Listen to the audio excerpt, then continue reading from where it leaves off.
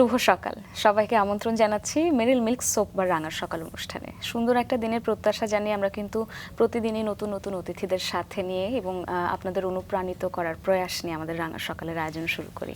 আজকেও তার ব্যতিক্রম হবে না। প্রথম ঘন্টা একজন অতিথি আছেন যার জীবন গল্প আমরা শুনবো এবং দ্বিতীয় ঘন্টায় প্রতিদিনের মতোই থাকবে সঙ্গীত আয়োজন। আর আজকে পুরো আয়োজন জুড়ে আপনাদের সাথে রয়েছি আমি নন্দিতা এবং সেই সাথে রয়েছে আমি রুম্মান। দর্শক শুভ সকাল। নন্দিতা তোমার শুভ সকাল, কেমন আছো? আমি ভালো আছি, আমরাও ভালো আছি, কারণ প্রতিদিন যখন সকালবেলা আমরা এই রাঙা সকালে বসি এবং দর্শকদের সাথে আমাদের অতিথিদের গল্প ভাগাভাগি করি, আমাদের খুব ভালো লাগে, দর্শকের খুব ভালো লাগে। তবে ভালো লাগার পাল্লাটা বোধ একটু বেড়ে যায় যখন তরুণ প্রজন্মের কোনো প্রতিনিধি আমাদের অতিথির আসনে বসেন, তাই না? একদম, আমরা খুব উচ্ছ্বসিত হয়ে যাই আসলে তরুণ প্রজন্মের কেউ যদি অতিথির আসনে থাকেন আমাদের সাথে। আজকেও সেটি হয়েছে। আমরা দর্শক আপনাদের জানিয়ে দিচ্ছি আজকে আমাদের মাঝে প্রথম ঘন্টায় আছেন তরুণ উদ্যোক্তা জাহিন রোহান রাজিন। চলুন শুরুতেই তাকে স্বাগত জানাই। শুভ সকাল। শুভ সকাল, কেমন আছেন? আমরা তো খুব ভালো আছি, আপনি কেমন আছেন? এই যে ভালো। আমরা যেটা বলছিলাম যে আসলে তরুণ কেউ যখন আমাদের এখানে থাকেন অতিথির আসনে, আমরা সাধারণত আমাদের সামাজিকভাবে একটা অভ্যস্ততা তৈরি হয়ে গেছে যে সফল হতে হলে আসলে মিনিমাম একটা বয়স পর্যন্ত যেতে হবে, অ্যাটলিস্ট 40, তার আগে পর্যন্ত সাকসেসফুল এই ইমেজটা ক্রিয়েট করা যাবে না। কিন্তু আসলে আপনারা তরুণ প্রজন্মের যারা আছেন তারা এখন কিন্তু আমাদেরকে আসলেই দেখাচ্ছেন যে আসলে অনেক কিছু করা সম্ভব। তারুণ্যের যে সবুজ আছে, তারুণ্যের যে আসলে একটা কি বলবো যে আগুন আছে এটা দিয়ে। তো আপনাকে পেয়ে আসলে আমাদের খুব ভালো লাগছে এবং আপনার যে কাজ, তার সাথে কথা বলবার আগে, আমাদের অতিথির সাথে কথা বলবার আগে আজকে শুরুতেই তার সম্পর্কে দর্শকদের একটু জানিয়ে আসো, তারপর শুরুতে জানিয়ে দেব। আচ্ছা ঠিক আছে, তাহলে আমরা সেটাই করি, শুরুতে জানিয়ে তারপর আপনার সাথে আড্ডায় ফিরি। বিশ্বখ্যাত সাময়িকী ফোর্বস প্রকাশ করেছে এশিয়ার 30 আন্ডার 30 তালিকা। 10টি শ্রেণীতে এশিয়ার 300 তরুণ স্থান পেয়েছেন এই তালিকায়। এবারের তালিকায় বাংলাদেশের 9 জন তরুণের মধ্যে একজন হলেন জাহিন রোহান রাজিন। প্রতিষ্ঠা করেছেন হাইড্রোকো প্লাস নামের একটি প্রতিষ্ঠান, মূলত নিরাপদ পানির দুষ্প্রাপ্যতা রোধে কাজ করে হাইড্রোকো প্লাস্ট। জাহিন রোহান স্কটল্যান্ডের ইউনিভার্সিটি অফ গ্লাসগো থেকে স্নাতক সম্পন্ন করেছেন। ইউনিভার্সিটি অফ গ্লাসগো তাকে ফিউচার ওয়ার্ল্ড চেঞ্জার হিসেবে স্বীকৃতি দিয়েছিল। পরবর্তীতে যুক্তরাষ্ট্রের ওয়াটসন ইনস্টিটিউটে এন্টারপ্রেনিয়রশিপ নিয়ে পড়াশোনা করেছেন তিনি। মানুষের জীবন মান উন্নয়নে কাজ করে 2020 সালে জাতিসংঘের 17 জন তরুণ নেতার তালিকায় স্থান পেয়েছিলেন তিনি। জাতিসংঘের ওয়ান ইয়াং ওয়ার্ল্ডের অ্যাম্বাসেডর হিসেবেও তিনি কাজ করেছেন। বর্তমানে ঢাকা ওয়াসার সঙ্গে কাজ করছে হাইড্রোকো প্লাস্ট। হাইড্রোকো প্লাসের পাশাপাশি লিংউইং নামের একটি শিক্ষামূলক উদ্যোগ আছে জাহিনের। এই প্রযুক্তি দিয়ে অ্যাপের মাধ্যমে একই সঙ্গে বাংলা ও ইংরেজি সহ মোট 7টি ভাষায় বলতে ও লিখতে পারদর্শী হয়ে ওঠা যায়। অ্যাকোয়ালিঙ্ক রোবোটিক্স নামের আরেকটি প্রতিষ্ঠানেরও সহ প্রতিষ্ঠাতা তিনি।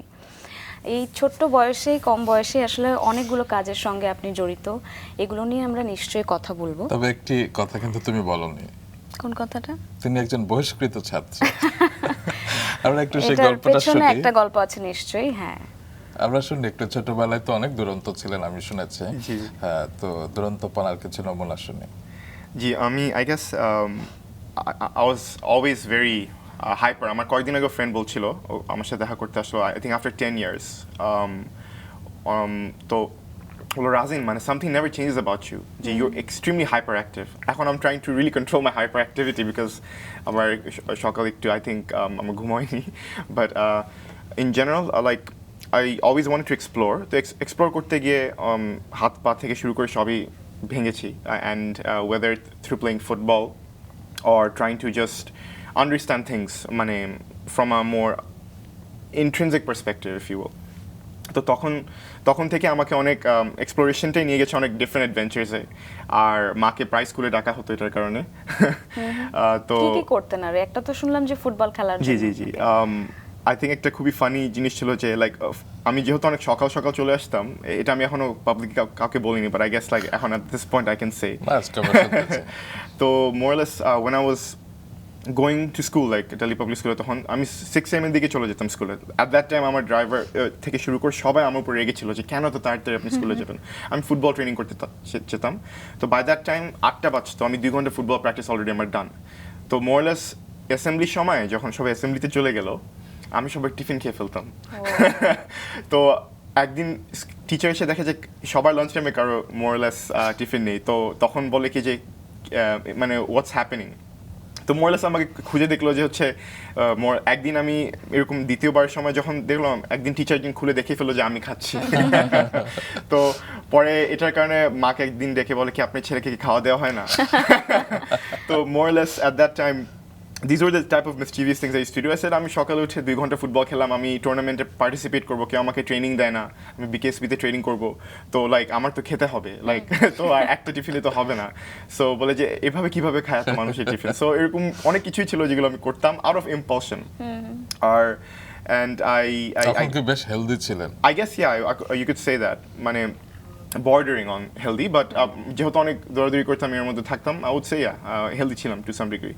তো but যেহেতু আমি জাস্ট অনেক হাইপার অ্যাক্টিভ ছিলাম, I would never look into the consequence, মানে লং টার্মে কি হবে আমি এখনই করে ফেলি। তো এর মোরলেস যেটা দেখলাম আমার এই পার্সোনালিটিটা রয়ে গেছে in my professional work. I never look into risks, মানে even if I am trying to go into extreme level risk, আমি মানুষ এখানে অবস্থা হয়ে একবারে খারাপ হয়ে যায়, আমি বললাম যে let's do it, let's see what happens. So more likely failure probability অনেক হাই থাকে, but every now and then when things happen. তো ওই গল্পটা শুনি যে ফুটবলের জন্য যে আপনাকে স্কুল থেকে বহিষ্কার করা হয়েছে। জি সো আমি বেসিক্যালি যখন দিল্লি পাবলিক স্কুলে আসি, I never wanted to like do anything besides football. Cristiano Ronaldo আমার ফেভারিট প্লেয়ার ছিল, আমার প্ল্যান ছিল যে আমি বাংলাদেশ ন্যাশনাল টিমে খেলে ম্যান ইউনাইটেডে যাব। তো এয়ারটেলের রাইজিং স্টার একটা হচ্ছিল, ইনিশিয়েটিভ হচ্ছিল আন্ডার 14-এ।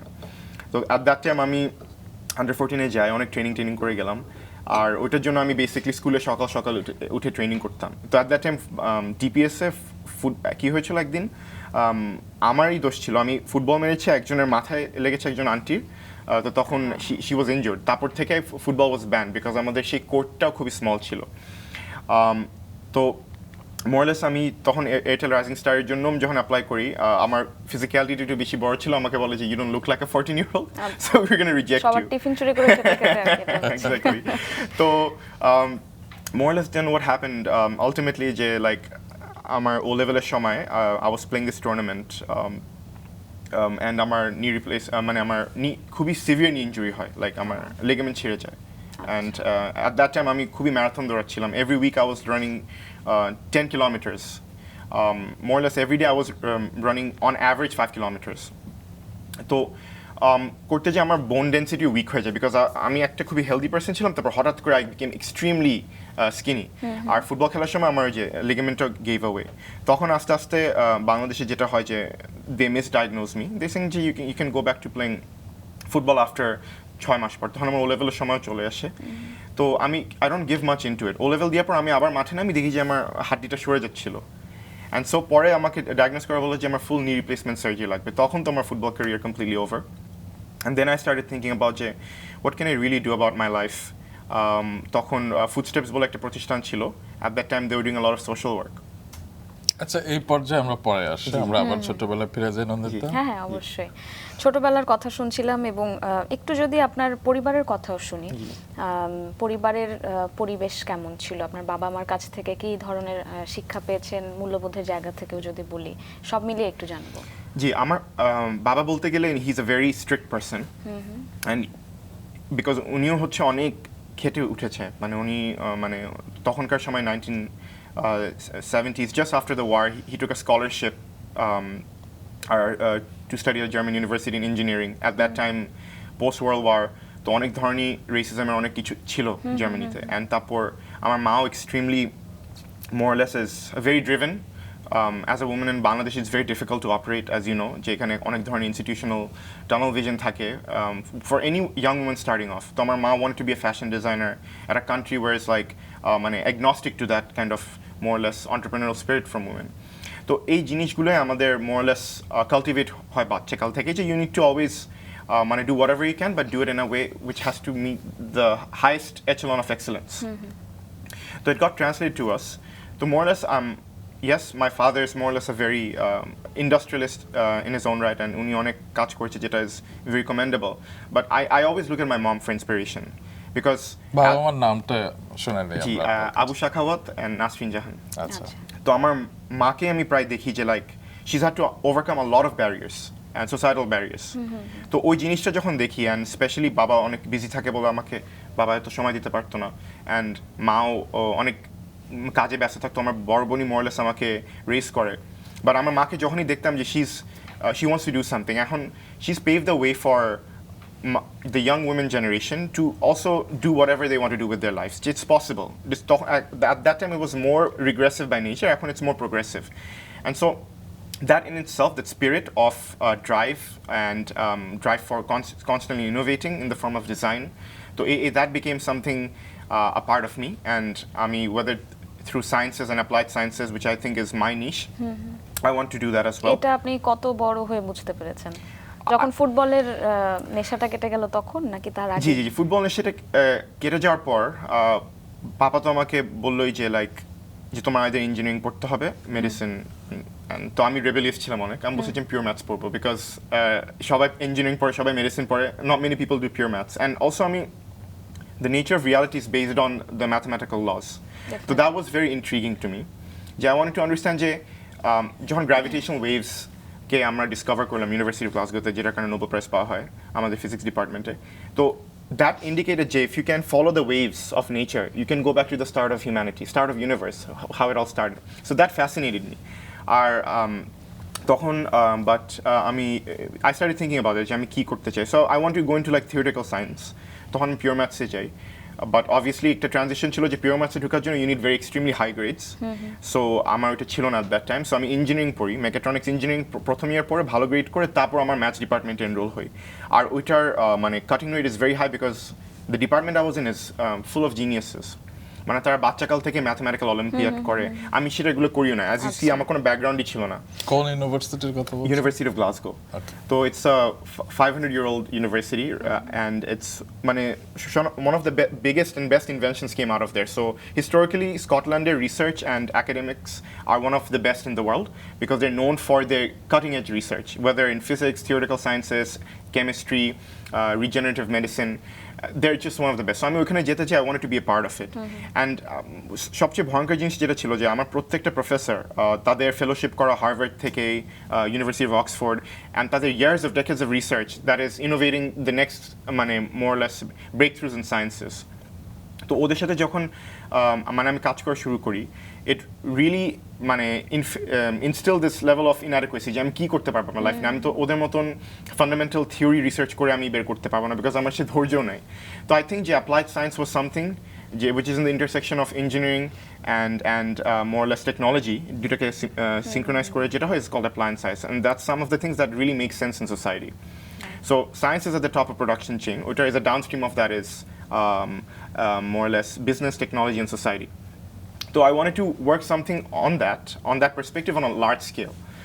আপনার সাবজেক্ট চুজিং এর বিষয়ে শুনছিলাম, এবং এখন যেভাবে বলছেন আমি জানি না যে আপনি এই সাবজেক্টটা চুজ করার আগে কি এত ডিটেইলে ভেবেছেন কিনা, নাকি পড়তে যেয়ে ভেবেছেন? তার আগে একটা প্রশ্ন করতে যে স্কটল্যান্ডে যে যাবেন সেই ভাবনাটা আসলে কবে আসছে? জি, স্পেশালি সবাই again what I do is I go against every common notion যে সবাই ইংল্যান্ডে যে পড়বে and more or less আমেরিকায় যে পড়বে।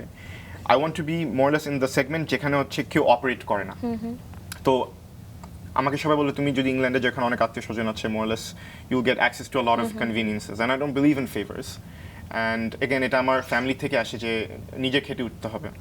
So Scotland and more or less it has this heritage of academic research and one of the best practices in engineering when it comes to cutting edge research as well. And the University of Edinburgh, Glasgow, top 10 in the world. And again, it's one of the best. It's also considered Russell Group University, which is Ivy League more or less correspondence. So the research endowment is amazing, and তো আমি ওখানে যেতে চাচ্ছিলাম, and maths department is the best there. কিন্তু চাইলে তো হবে না, এখানে অনেকগুলো রিয়েলিটি জড়িয়ে থাকে, বাস্তবতা যে আপনাকে স্কলারশিপের জন্য অ্যাপ্লাই করতে হবে, সেখানে আপনি সেটার জন্য কেপেবল হবেন কিনা এই ব্যাপারগুলো। জি অবশ্যই। সো যেটা আমি বলছিলাম লাইক আমার সেরকম গ্রেড ছিল না two go into maths degree, but আমার ইঞ্জিনিয়ারিং ডিগ্রির জন্য ছিল। আচ্ছা। So and again scholarship at that time তা ইউকেতে সেরকম করে দিচ্ছিল না, ইউএসএতে আমি পেয়েছিলাম, but I wanted to go to University of Glasgow and I was transfixed on it. তো আমাকে মা বাবা হেল্প করে, and that's why আমি সেই ফেভারটা রিটার্ন করে দিয়ে চেষ্টা করছি by getting into work early. তো আমার মা বাবার সাপোর্টের কারণে আমি more or less ইউনিভার্সিটিতে খুবই প্রিভিলেজ ওয়েতে পড়তে পেরেছি I would say and that's my biggest blessing. Right. তো একদম নতুন একটা জায়গায় যে, এবং আপনি যখন আমরা ব্রেকে ছিলাম বলছিলেন যে ওখানে একদমই বাঙালিদের দেখা যায় না, স্কটল্যান্ডে স্পেশালি। তো একদম নতুন জায়গা, নতুন মানুষ, নতুন ধরনের লাইফস্টাইল, সবকিছুর সাথে মানিয়ে নিতে কষ্ট হয়েছে নিশ্চয়ই প্রথম দিকে। জি, মানে আমি অনেক স্কুল চেঞ্জ করেছিলাম, তো so I was very adaptive as a kid. I went to 6 different schools, বাংলাদেশেই চেঞ্জ করেছি। তো আমার ফ্রেন্ড আমাকে বলে যে তুই এত স্কুল চেঞ্জ করতে কেন? It's just because I wanted to see whether I could really challenge myself in a different environment. And again, আমি athletic mentality ছিল আমার, so athletes need to again train themselves to get them to acclimate to more or less any kind of environment. তো আমি ওইটাই করতাম, পছন্দ করতাম। So আমি এটা একটা চ্যালেঞ্জ হিসেবে নিয়েছিলাম যে আমি গ্লাসগোতে যাব, আমি ম্যাথস অ্যান্ড স্ট্যাট স্কুলের প্রেসিডেন্ট হব, তারপর আমি whatever I'll do it at the highest level. And that's more or less where my drive comes to represent Bangladesh. তো মোরলেস যেগুলো আমার অবজেক্টিভ ছিল সেগুলো আমি অ্যাটেইন করতে পেরেছি। এবং সেটির প্রমাণ হচ্ছে ইউনিভার্সিটি অফ গ্লাসগো আপনাকে ফিউচার ওয়ার্ল্ড চেঞ্জের স্বীকৃতি দিয়েছিল। জি, এটা খুবই আমার জন্য একটা ফর্ম অফ এম্পাওয়ারমেন্ট ছিল, because again this was the first time any Bangladeshi was introduced at that scale, তাও from a university, UK university. তারপর যেটা হলো দুইজন পিএইচডি স্টুডেন্টও আমাকে বলে বাংলাদেশ থেকে, ও হচ্ছে লিটারেচার উপর পিএইচডি করছিল, উনি আমাদের রোহিঙ্গা রেফিউজিসদেরকে নিয়ে হচ্ছে লিখছিল। তো ও also applies to that cohort, বলে Razin I saw you as a kid did it and I wanted to also represent Bangladesh. এইটার গল্পটা একটু শুনতে চাই, কেন আপনাকে এই রিকগনিশনটা দেওয়া হলো? জি, more or less they were calling for applications and research যারা হচ্ছে let's say মানে অনেক innovative and also will be very impactful. So they have this cohort তারা প্রত্যেক 2 বছর সিলেক্ট করে future world changer. And so when that happened, মানে I was আমার সার্জারি থেকে রিকভার করলাম, আমাকে ইউনিভার্সিটি থেকে একটা ইমেল আসলো যে we are calling on innovative মানে people who doing ideas. আমি just আমার আইডিয়াটা সাবমিট করলাম হাইড্রোকোর যে আমি এআই ইউজ করতে চাই ওয়াটার ম্যানেজমেন্টে, which is very laughable because at that time এগুলো কেউ চিন্তা করছে না, it's only in theoretical research. তো পরে আমাকে এটা তারা বলো you've been congratulations, you've been accepted. So আমার এরকম period of like interviews করে আমাকে তারপর more or less they endorse me, they champion me. তারপর Study UK Alumni Awards, so I think they have nominated for me as well, যেটা recently আমি পেলাম তাদের ইনিশিয়েটিভের কারণে। সো আই গেস লাইক মানে University of Glasgow as a whole, মানে Scottish people are very friendly and they very they love including people যারা হচ্ছে innovating in their respective field or work.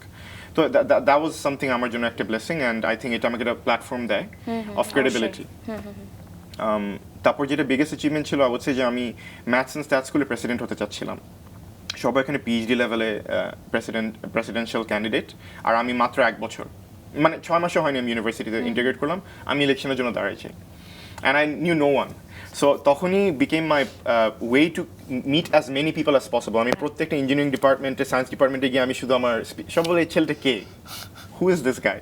পরে যেটা হলো আমি অনেক মিম বেসড অনেক ভিডিও আপলোড করে, at the time I think TikTok তখনও হয় নাই, সো আমি ছোট ছোট ভাইন ভিডিও দিয়ে আমি সব জায়গায় ইন দ্য ফর্ম অফ মিম, এই যে আমার দুষ্টুমিটা শুরু হলো, সো আমি সবাইকে দিয়ে দিয়েছি, সবাই আমাকে জোক হিসেবে নিল যে এই ছেলেটা পুরো একটা joke, but I knew that was gonna work for me, because সবাই এত সিরিয়াস যারা হচ্ছে এসব PhD candidate, oh my goodness, তারা হচ্ছে মানে তাদের মানে শহীদ হয়ে যাবে more less for the field. আপনি তো আরেকটা কাজ করতে পারতেন, যেহেতু আপনি ছোটবেলায় আমি শুনেছি যে আপনি গান করতেন। জি জি জি জি, আমি অনেক কিছু আছে যেগুলো আমি বলছি না, because it's sometimes embarrassing, because again যখন মানুষ আমাকে এখন দেখে বলে রাজিন তুমি কি ছিল এখন কি হলো, and I also ask myself আপনি কি এখন সেরকম সিরিয়াস হয়ে গেছেন অনেক বেশি? I think when you're trying to pursue work at the highest level, তখন a lot of these mischief automatically to সরে যায়, বাট মোরলেস আমি আমার বোন মার সাথে এখন অনেক দুষ্টামি করি, লাইক তাদের সাথে অনেক মোরলেস একটা ফান এনভায়রনমেন্ট ক্রিয়েট করার চেষ্টা করি, বিকজ অবভিয়াসলি এটা আমার part of my life, and I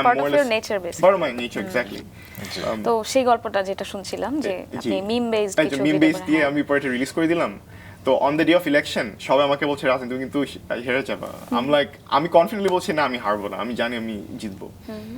তো 4 জন ক্যান্ডিডেট ছিল, সবার ভোট দেখাচ্ছে লোয়েস্ট যারা, তো হাইয়েস্ট ভোট দিকে আসলো হচ্ছে, তো বলে তখন আমার ওই যে যেটা মানে ডিন বলে যে আচ্ছা নাও ফর দ্য ফিনালে, তো ওই যে আমার ক্যান্ডিডেট ছিল ও দাঁড়িয়ে অলমোস্ট চলে যাচ্ছে, আমি বললাম যে জাস্ট ওয়েট, আমার বন্ধু বললো ও তো জিতে গেল, যে আচ্ছা একটু ওয়েট করো না। পরে বলে Jahin Rajin is the president of maths and stats, school of maths and stats, mathematics and statistics for 2019-2020 ইয়ার মানে টার্ম। ও পুরা শকড। আমি বললাম যে ওকে থ্যাংক ইউ, আমি ও যোগ টোক করে আমি বললাম okay I hope I can do justice by your trust and আমি ওয়ার্ক টুয়ার্ডস। তখন আমি আস্তে আস্তে I started working the maths department. আমি সব প্রফেসরদের সাথে কাজ করা শুরু করলাম। ওরা আমাকে তাদের হায়ারিং প্রসেসেও ডাকতো যে রাজিন আমি তোমার ফিডব্যাক চাই যে এই প্রফেসরদেরকে আমরা হায়ার করবো। আর ওরা হচ্ছে কিন্তু অন্য লেভেলের প্রফেসর, মানে তাদের হার্ভার্ড থেকে ফেলোশিপ করা, মানে স্ট্যাটিস্টিক্যাল জেনেটিক্স নিয়ে পড়ছে, স্ট্যাটিস্টিক্যাল ফিজিক্স।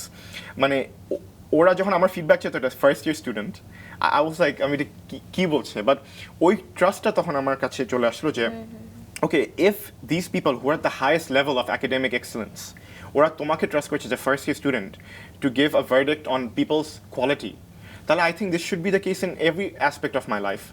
মানে I should not fear more less anything that I think যে আমার ক্রেডিবিলিটি নেই, because more less success is a very messy একটা thing, because no one ever prepares for it. I never prepared for it. While you're trying to pursue it, it becomes যে একটু বাইরের থেকে মনে হচ্ছে একটা কসমেটিক অ্যাপিল চলে আসে যে ও এইভাবে কীভাবে করলো। আমারটা একদমই এরকম ছিল না, একবার খুবই মেসি ছিল। আমি মানে যেটা আপনারা দেখতেই পাচ্ছেন আমার মোরলেস কন্ট্রো দেখতে পাচ্ছেন যে I was always a fun kid and I still am. And I channel that through now my adventures of Hydroco and on all the আমার যতগুলো project আছে at the time being. So I'm just getting started. Let's see what happens, inshallah. ছোটবেলা তো আপনি বিতর্ক করতেন। জি, more or less আমি অনেক কিছুই করতাম। So শুনি আমরা কি করতাম।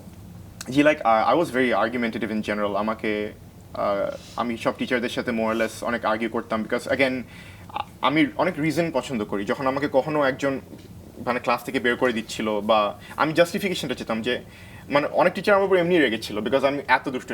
আমি একবার যেটা হয়েছিল ক্লাস 6-এ আমি ডিপিএসে, মানে it's the first inducted class.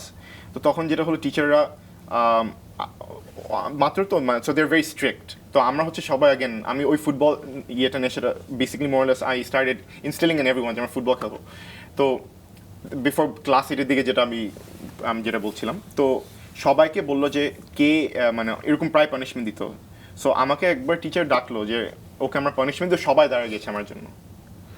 And তারা বললো কি এত সলিডারিটি, তোমরা সবাই এখন টিসি খাবা। দেখি তাও তারা দাঁড়িয়ে আছে। So মোরলেস what happen is that like আমি সবাইকে আই কনভিন্স দেম যে যখনই কেউ পানিশমেন্ট খায় তোমরা একসাথে সবাই দাঁড়িয়ে যাবা, তাহলে তারা একসাথে সবাইকে টিসি দিতে পারবে না, বিকজ তাহলে তাদেরও তো মোরলেস রেভিনিউটা টার্ন ওভার হবে না যদি তার, কারণ এটা নতুন স্কুল তার কিভাবে করবে। সো আমরা পলিসি ডিকটেট করবো। So I was always rebellious in that nature. তোমরা বুঝতে পারছো শুধু রিবেলিয়াস না, আপনি ছোটবেলা থেকে একটা নেতৃত্বের একটা গুণ ছিল, লিডারশিপ একটা capability, মোরলেস for just fun causes. Entrepreneurship নিয়ে পড়াশোনা করেছেন আপনি যুক্তরাষ্ট্রের ওয়াটসন ইনস্টিটিউটে। এই বিষয়টা নিয়ে পড়াশোনা কেন করলেন, মানে উদ্যোক্তা হবেন বা এরকম একটা ইচ্ছে কি ছিল আগে থেকেই? জি না, this was again I didn't prepare for it. আমাকে একজন নমিনেট করে রেজলিউশন প্রজেক্ট থেকে যে যেখানে তুমি তো অনেক লাইক এসব এন্টারপ্রেনিয়র কাজ করছো, তোমার একটু ট্রেনিং দরকার। অ্যান্ড সো ওয়াটসন ইনস্টিটিউট হচ্ছে the best of the best in the ওয়ার্ল্ডকে সিলেক্ট করে from all over the world, only 10 people at a time every year. তো তাদের cohort over the last 10 years have raised over $400 million and for their startups and everything. So মানে when I was being recruited and তারা আমাকে যখন বলছিল apply করতে, I was really walking across the shoulder of giants. মানে তারা হচ্ছে অন্য লেভেলে at that time অপারেট করছে। So I got to meet some of the most finest people যারা মানে তাদের in business perspective তাদের more or less the best in the world. আমি একজন ছিল যে Grammy award, he is also a billionaire, Jeff Hoffman, ওনাকে search করে দেখতে পারেন। উনি আমাদেরকে মাস্টার ক্লাস দিত।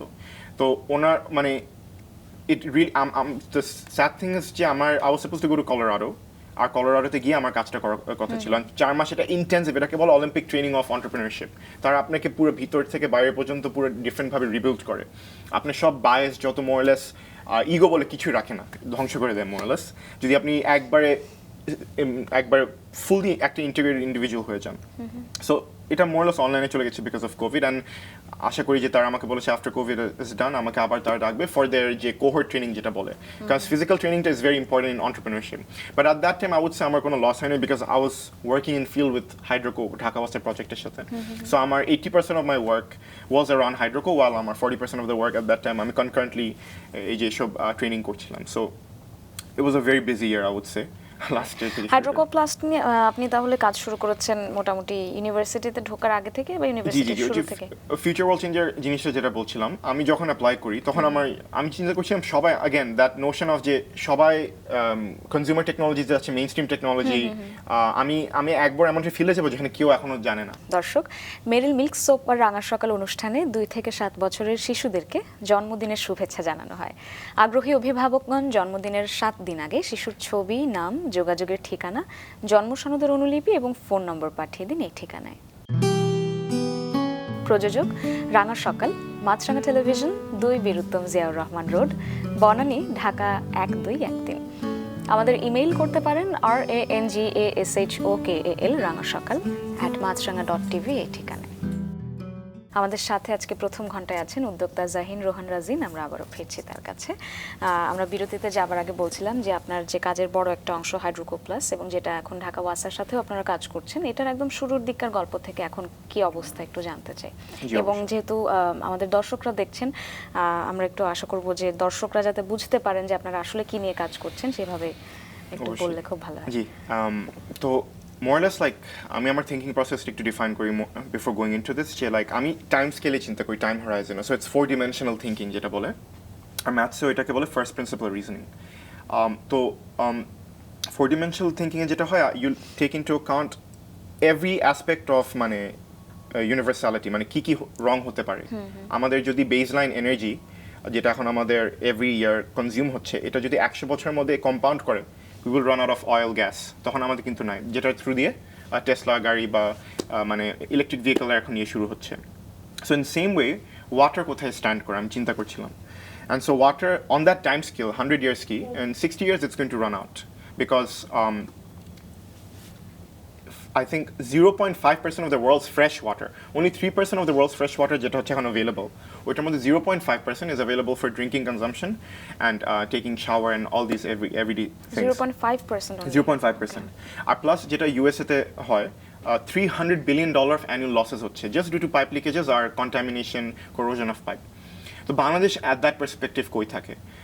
So I was wondering, okay, Bangladesh is one of the most legacy country when it comes to water management because আমাদের pipeline মাত্র change হওয়া শুরু করছে টিউবওয়েলের পানি যেটা খুবই ভয়ঙ্কর একটা জিনিস হচ্ছে যে 2000 সালে World Health Organization বলে যে Bangladesh was part of the biggest mass poisoning in human history because 10 lakh tubewell station মাঝখানে 30%ই was arsenic contaminated.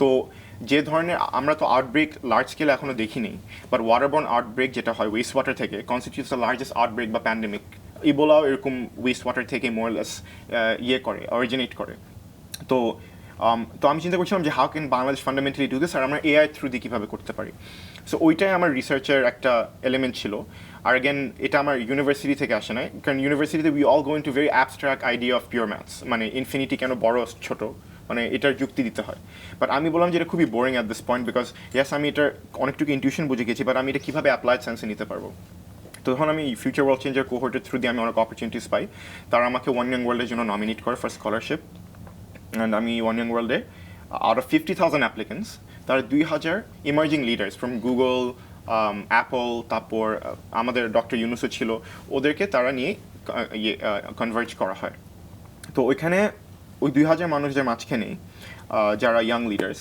বা তাদের ইন দেয়ার রেসপেক্টিভ ফিল্ড মানে লিডিং ওদের কিছু আইডিয়াটাকে পিচ করা হয় তো ওইটার মধ্যে 5টা আইডিয়াকে এসেন্সিয়ালি তারা সিলেক্ট করে ওই 5টা আইডিয়ার মধ্যে হাইড্রোকোকে ফান্ড করা হয় and it was in front of global leaders Nobel laureates তারপর মানে everyone at the highest echelon of excellence again তো আমি যেটা বলছিলাম যে সাকসেস ইজ আ ভেরি আমার কাছে এখনও মনে হয় না I am successful because I am just getting started but at that time হঠাৎ করে আই এম অ্যারাউন্ড পিপল যারা হচ্ছে তাদের কাটিং এজ অফ রিসার্চে তাদের কাজ অনেক ডেভেলপড আর আমি একটা প্রিকনসিভড আইডিয়া নিয়ে আমি পিচ করলাম ওরা এটাকে চ্যাম্পিয়ন করলাম অ্যাক্রস সো মেনি পিপল তো আমার ইমিডিয়েটলি আপনার কি মনে হয় যে কেন করেছিল?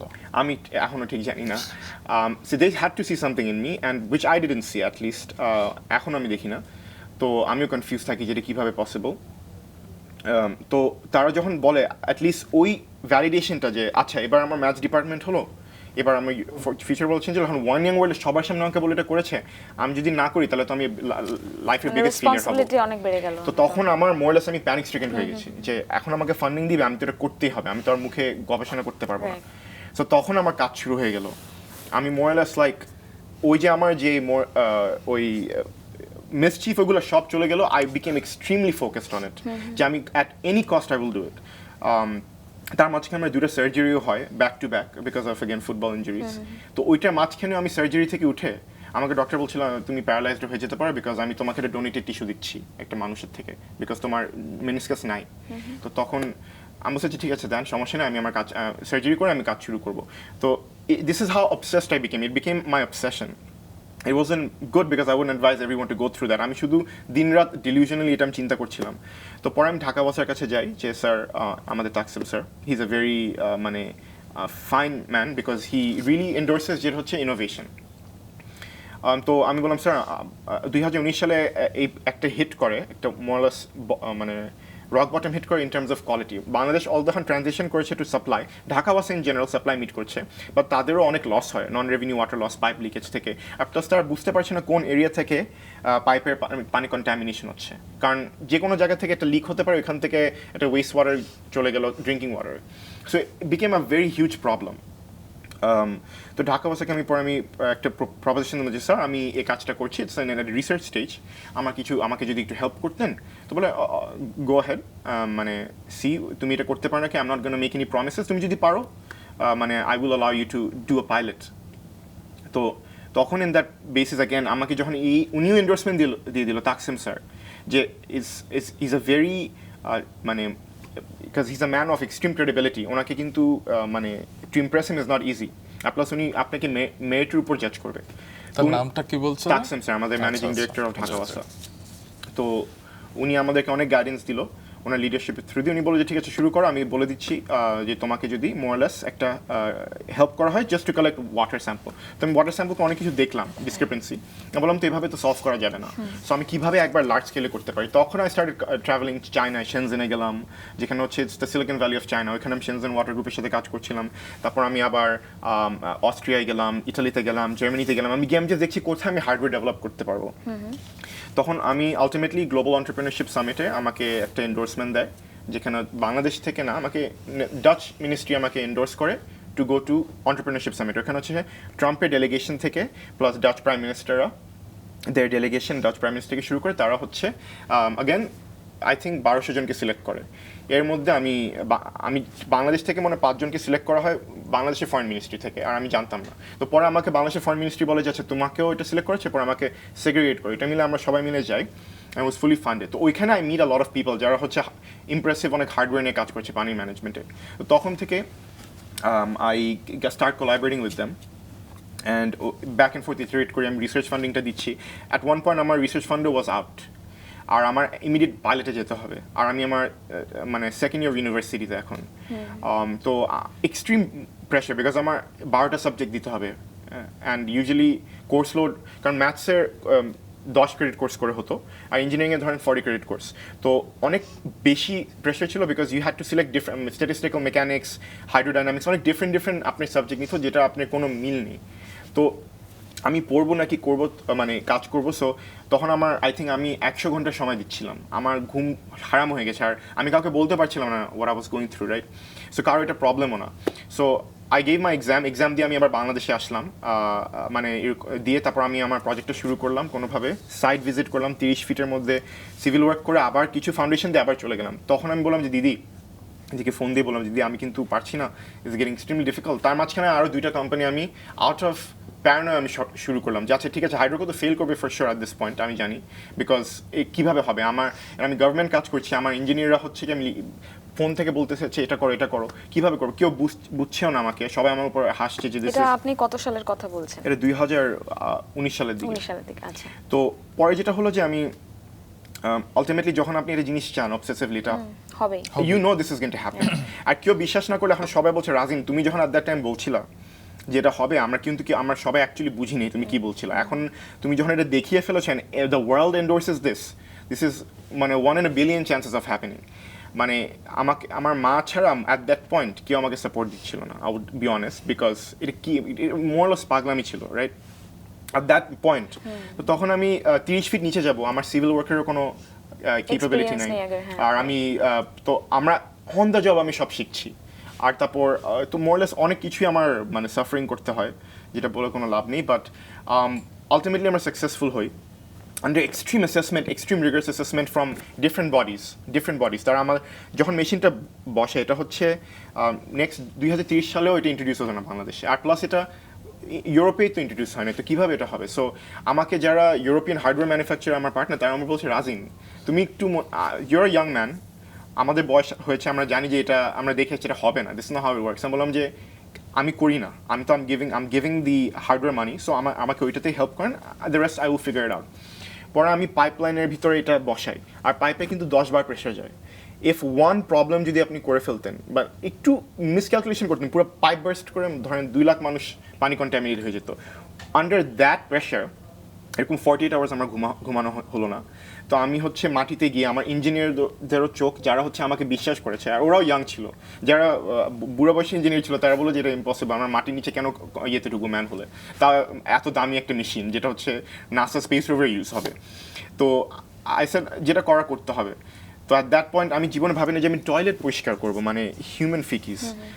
তো এটা করে আমরা ক্লিন করে আমরা ঢুকালাম, পুরো ভিআইপি রোডটা শাটডাউন হয়ে যায় আমাদের কারণে, পুরো জ্যাম লেগে যায় ইয়েতে ফর 6 আওয়ার্স। কোথায়? এটা হচ্ছে আসাদ গেটের দিকে। তো আমরা নিচে গিয়ে আমরা পুরো ব্লক করে দিয়ে কাজ করছি ইন এক্সট্রিম টাইম লিমিটেশন, কারণ আমাদের ডেডলাইন, আমার আবার স্কটল্যান্ডে চলে যায়। তখন দেখলাম যে আচ্ছা আমি এই কাজটা এত একটা ভলেটাইল ওয়ার্ক, আমি যদি কাউকে দিয়ে দিই যে যাকে আমি ট্রাস্ট করতে পারবো না, সেটা পুরাই ধ্বংস করে ফেলবে। সো আমি তখন দিদিকে বললাম যে দিদি I know this is crazy, তুমি please come and help me. তো পরে বলে যে অ্যাট দ্যাট টাইম আমি লিঙ্গুইংও শুরু করি ফান্ডামেন্টালি, তখন আই ডোন্ট ইভেন নো আমি কীভাবে করছিলাম, আমি জাস্ট দৌড়াচ্ছিলাম পাগলের মতন। তো আমি হচ্ছে লিঙ্গুইং করেছি। আপনার বোনের কথা বলছেন আপনি, জি আমার বড় বোন, একসঙ্গে কাজ করেছেন রিজওয়ান রিদিতা, তিনি এসেছেন আমাদের, ও আমার একটা সেকেন্ড মা। তো নন্দিতা তার সাথেও তো কথা বলেছে, আমি তার সঙ্গে কথা বলেছি, যে কারণে হয়তো কিছুটা আমার হাইড্রোকো প্লাস নিয়ে একটুখানি ধারণা আছে। তো ওর উপর এটা আনফেয়ার ছিল, বিকজ ও 7 বছর ধরে বাংলাদেশে নেই, ওর কোনো ইঞ্জিনিয়ারিং ওয়ার্ক নেই। আমি তাকে বলছি দিদি একটু করে ফেলো, আমি যাচ্ছি, আমি আমার ফাইনাল সেমেস্টার, তখন কোভিড মাত্র শুরু হবে। আমি চলে যাই জানুয়ারির দিকে, আর দিদি চলে আসে, এসে ওর কোনো এক্সপিরিয়েন্স নাই। আমার 3টা ডিফারেন্ট কোম্পানি, একটা টিমে ধরেন 8-9 জন ইঞ্জিনিয়ার, হাইড্রোকোতে 2 জন আছে যারা খুবই স্পেশালাইজ ওয়ার্ক শিখেছে, আর লিঙ্গুইং হচ্ছে international team.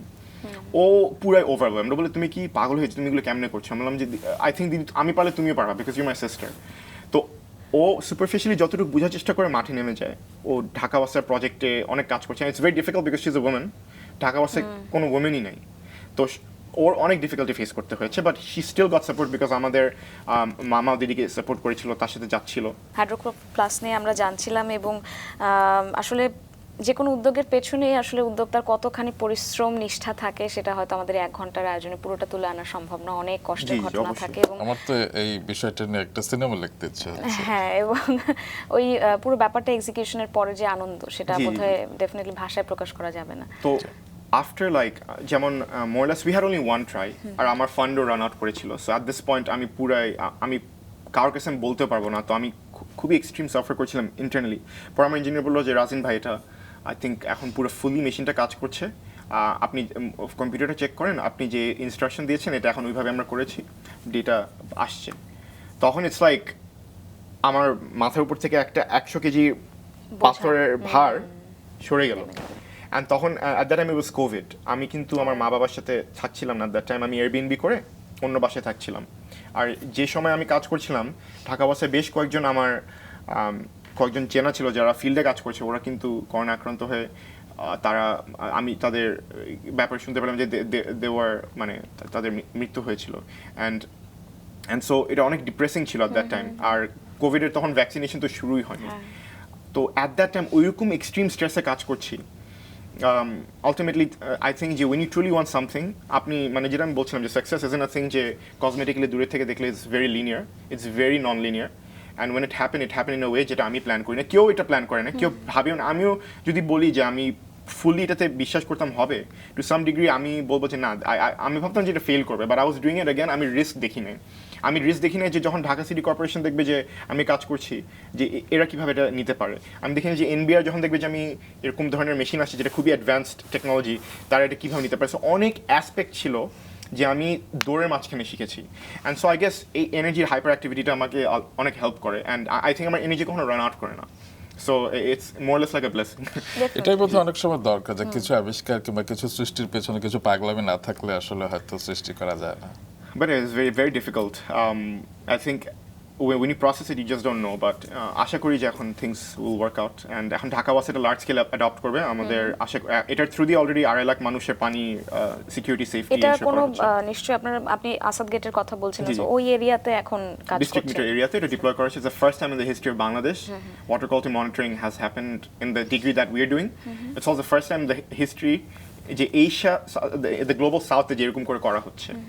So people from every ministerial level বা government level থেকে they're highly impressed by Bangladesh, not by Hydrocop, impressed যে বাংলাদেশ এটা করতে পেরেছে। And so everybody says that this is unbelievable feat, and I think this will pave the way for future youth যারা হচ্ছে আরো brilliant. I think I'm very average, and people who are extremely on the brilliant side তারা এটা engage করে তারা শুরু করতে পারে ইনশাআল্লাহ। নিশ্চয়ই, এবং শুভকামনা তো অবশ্যই থাকবে যে আপনার ব্রেইন চাইল্ড যেটা ছিল হাইড্রোকোপ্লাস্টের আরো অনেক দূরে গিয়ে যাক, এবং আপনার যেটা উদ্দেশ্য আসলে ছিল যে মানুষের কল্যাণের জন্য কাজে লাগুক। আমরা শুরুতে জানাচ্ছিলাম দর্শকদেরকে যে আপনার আরো দুটো প্রতিষ্ঠান নিয়ে আপনি কাজ করছেন, লিংউইং এবং যেখানে 7টি ভাষা বলা এবং শেখায় পারদর্শী হয়ে ওঠা যায়, এটা নিয়ে একটু জানতে চাই। জি, সো আমার যেটা ছিল যে সবাই বলে যে education breeds equality, but I disagree again, because it breeds inequality. যারা ভালো এডুকেশন পায় তাদের মোর লেস ফ্যান্টাস্টিক লাইফ হয়। যারা হচ্ছে মধ্যবিত্ত ফ্যামিলি থেকে আসে বা গ্রাম শহর থেকে আসে, মফস্বল থেকে আসে, তাদের এডুকেশন বলে কিছুই নেই, তারা হচ্ছে মানে মুখস্থ বিদ্যায় চলেন। সো ওই ইনইকুয়ালিটি অ্যাসপেক্টটাকে আমি again fundamentally on the time scale আমি দেখছিলাম কীভাবে আমরা এটা করতে পারি। সো ল্যাঙ্গুয়েজের কারণে আমাদের ইন্টেলিজেন্স হচ্ছে গ্রো করতে পেরেছিল, বা আমরা কোলাবোরেটিভ নেচার করার কারণে কিন্তু আমাদের সিভিলাইজেশন এক্সপ্যান্ড করেন। Language was the core, linguistics যেটা বলে, আর math is more less form of linguistic, universal linguistics. আমি দেখলাম যে আচ্ছা ফান্ডামেন্টালি যদি আমি বাংলাদেশকে তাদের ইয়ের থেকে ফাউন্ডেশন থেকে আমি শুরু করি, কীভাবে তাদেরকে করবো, তো তাদেরকে এমনভাবে একটা এক্সপিরিয়েন্স দিতে হবে যেটা তাদের নিজের ভাষা থেকে তারা এক্সপ্রেস করে তাদের ব্যারিয়ার ব্রেক করতে পারবে। সো আমি সেটা তখন লিঙ্গুইং থ্রু নিয়ে চিন্তা করলাম যে পার্সোনালাইজ ল্যাঙ্গুয়েজ এডুকেশন। অনেক মানুষদের লার্নিং ডিসেবিলিটি থাকে, মানে সবাই সবার মতন শিখতে ডিফারেন্ট ওয়েতে শিখে, কিন্তু আমরা একটা হাতিকে আর একটা শিয়ালকে একইভাবেই দেখি, বিকজ তাদের ব্রেন ক্যাপাসিটি দুজন ডিফারেন্ট। কিন্তু একজন আর্টিস্ট থাকতে পারে, একজন সায়েন্টিস্ট থাকতে পারে, and they are all gonna do amazing যদি তাদেরকে ওইভাবে দেওয়া হয়। তো আমি সেটাই ল্যাঙ্গুয়েজের থ্রু দিয়ে করতে চাই। Linguing is a personalize language education platform. আপনি it's the first time in the history of the world যে আপনি বাংলা দিয়ে ইংলিশ শিখতে পারবেন।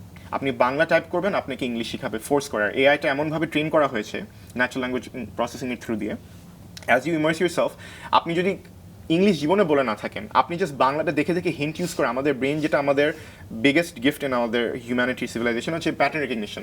আমরা একটা পাজল দেখে দেখে দুইটাকে মিলাতে পারি। সো প্যাটার্ন রেকগনিশনের থ্রু দিয়ে আপনি ইংলিশ শিখতে পারবেন। আর এটা যদি সবচেয়ে অ্যাডভান্স টেকনোলজি দিয়ে ইমার্সিভ ইন আ ওয়ে, যেটা হচ্ছে আপনাকে আপনার পার্ট অফ ইউর লাইফ হয়ে যাবে, যেটা লিঙ্গুইং, তখন আপনি কিন্তু ওইটার একটা কনফিডেন্স লেভেল ব্রেক করাতে আপনি অন্যটাতে যেতে পারবেন। যেভাবে আমার ক্ষেত্রেও হয়েছিল যে আমি একটা কনফিডেন্স লেভেল ব্রেক করলাম, আর একটা আমি ব্রেক করার চেষ্টা করেছি যে আমি ঠিক আছে ম্যাথস অ্যান্ড স্ট্যাটস প্রেসিডেন্ট হলাম, এখন আমি গভর্নমেন্ট প্রজেক্ট করবো, আমি চাকরি এখন অ্যাট দ্য মোমেন্ট করবো না, বিকজ এটা প্রসেস আমি পারবো না।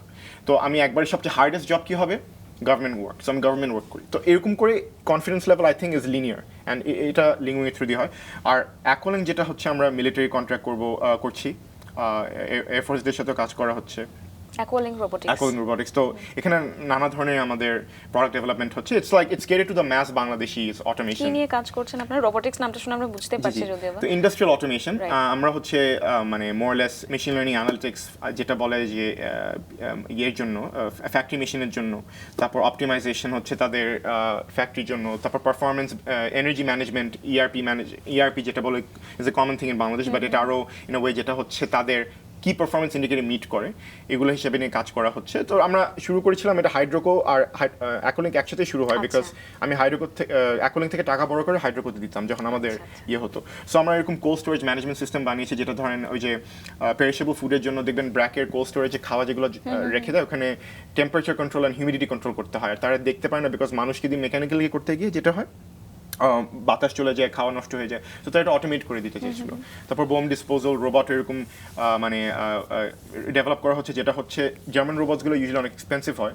তো যদি একটা কন্ট্রোল এনভায়রনমেন্ট এগুলো করা যায়, সো আমরা ওইসব জিনিস নিয়েও কাজ করে এসেছি। So it's a team that's growing. ইনশাল্লাহ আমি আশা করছি যে এটা মানে এটা একটা লার্জ স্কেলে একটা ইঞ্জিনিয়ারিং ইনস্টিটিউট হিসাবে আমাদের দেখা হবে, আর আমরা একটা লার্জ স্কেলে কোলাবোরেশন, যেমন আমাদের বঙ্গবন্ধু হাইটেক পার্কেও একটা আমরা নিয়েছি, ফ্যাসিলিটি নিয়েছি, যেখানে আমরা হার্ডওয়্যার ম্যানুফ্যাকচার করা শুরু করবো। So that's the first time also, it's a good thing for us. So দেখি এখন ইনশাল্লাহ এটা একটা মোরলেস দৌড়াদৌড়ি মাঝখানে আছি। So let's see how things work out.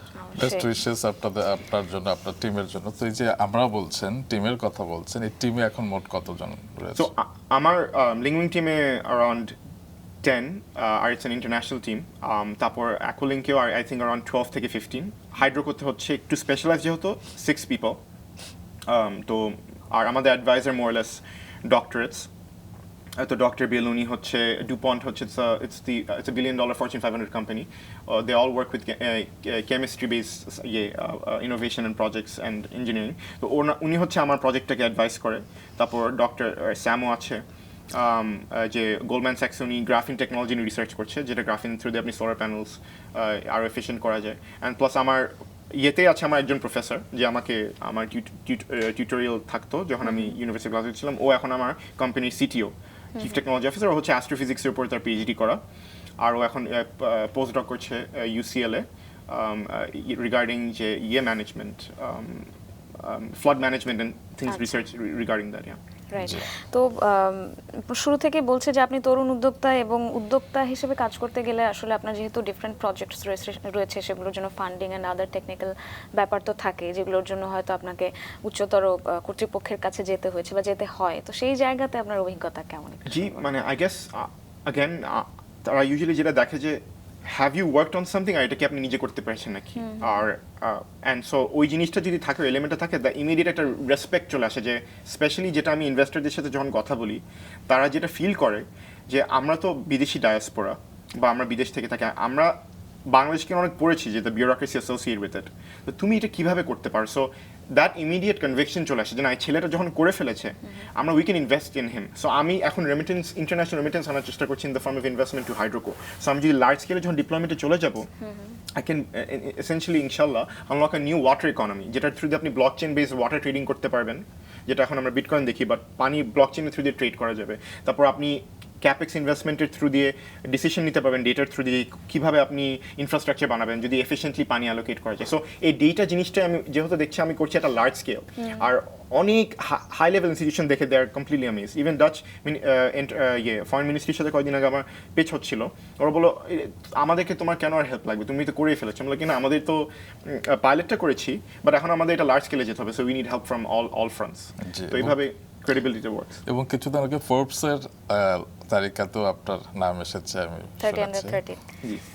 তো সেই বিষয়টা আপনাকে কতটা আপ্লুত করেছে?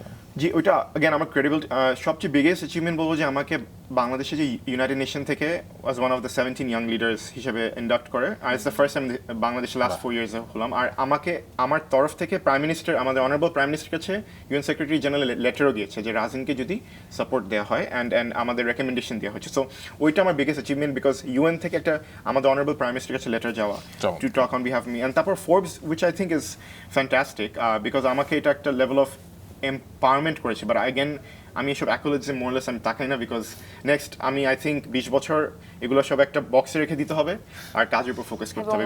এভরি সাকসেসকে গ্রাউন্ড জিরো ধরে আপনি আগাবেন, কথা বুঝে আমরা শুনে বুঝছি। এবং অবশ্যই বারবারই যেটা আপনি যেই ভাবনা থেকে কাজ করেছেন, যে মানুষের জন্য কাজ করতে চাওয়া, যে মানুষের কাজে লাগুক এবং মানুষের কল্যাণের জন্য, সেই জন্য অনেক অনেক শুভকামনা থাকবে। 3টা প্রজেক্টের কথা, 3টা প্রতিষ্ঠানের কথা আমরা শুনলাম। এর বাইরেও কি আর কিছু নিয়ে এখন কাজ করছেন বা প্ল্যান আছে করার? আছে, বাট আই থিঙ্ক ওইটা আবার যখন লার্জ স্কেলে বের হয়ে যাবে, I think that will come out on soon. So আমি ওইটা না বলি, বাট ওইটাও একটা এক্সাইটিং প্রজেক্ট। ইটস বায়োপ্লাস্টিক্স নিয়ে ওকে মানে বায়ো বেসড প্লাস্টিক্স নিয়ে। এটা আই থিঙ্ক একটা প্রসেসে আছে, যখন ইট বিকামস দ্যাট থিং ইনশাআল্লাহ আমি আপনাদেরকে স্বপ্নগুলো যখন বাস্তব হওয়া শুরু করবে জি, জি, তখন আমরা আবার আপনার সাথে নিশ্চয়ই দেখা করব, নিশ্চয়ই অন্য কোনো আড্ডায় আবার কথা হবে। অবশ্যই। আজকে সকালটিকে সুন্দর করে তোলবার জন্য আপনাকে অনেক ধন্যবাদ। Thank you so much. আমি অনেক গ্রেটফুল যে আপনি আমাদেরকে সেই সময়টা দিলেন, অ্যান্ড আশা করি নেক্সট টাইম আমাদের দেখা হবে। নিশ্চয়ই।